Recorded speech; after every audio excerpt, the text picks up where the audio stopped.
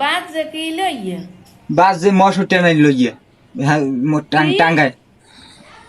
তুই কইলি কি তুই হয়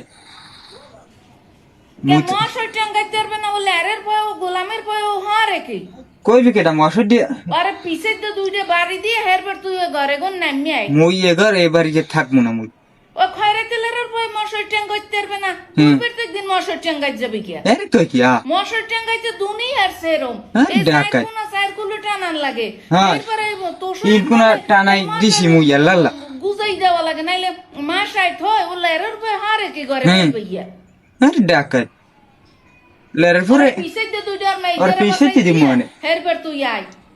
মুই থাকবো না মুই আমু জানোয়ারের বাচ্চা মশর টাঙ্গাইতে পারবে না